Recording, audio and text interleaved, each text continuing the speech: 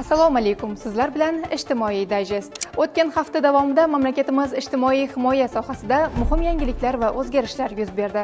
Prezidentimizning bolalarni oilaviy muhitda ulg'ayishi bo'yicha bergan ko'rsatmalariga asosan, Ijtimoiy himoya milliy agentligi yetim va ota-ona qaramog'idan mahrum bo'lgan bolalarni oila muhitida tarbiyalashga alohida e'tibor qaratmoqda. Shu bois 2024-2025 yillar davomida Qashqadaryo viloyat bolalar uyidagi 61 nafar bolalarning 47 nafari oilasi va yaqin qarindoshlari bilan manzilli ishlagan holda oila bag'riga qaytarildi. 14 nafar esa oilaviy muhitga, ya'ni yangidan tashkil etilgan kichik hajmli bolalar uyiga ko'chirildi. Natijada viloyat bolalar uyining faoliyati tugatildi. O'zbekiston Respublikasi Oliy Majlis Qonunchilik palatasining navbatdagi majlisida ijtimoiy ish to'g'risidagi qonun loyihasi birinchi o'qishda konseptual jihatdan ko'rib chiqildi.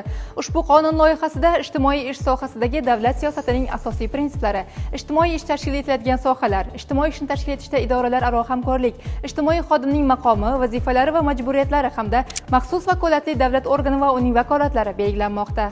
Ijtimoiy himoya milliy agentligi direktori Mansurbek Olloyorov hamda Shvetsiya qirolligining migratsiya masalalari vaziri Yohan Forsel o'rtasida muhim uchrashuv bo'lib o'tdi.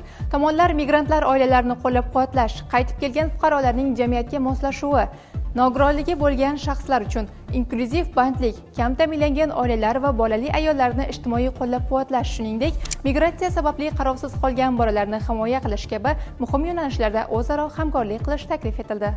Ijtimoiy himoya milliy agentligi tomonidan o'tkazilgan eng faol ijtimoiy xodim ko'rik-tanlovining respublika bosqichi g'oliblari uchun malaka oshirish imkoniyati yaratildi.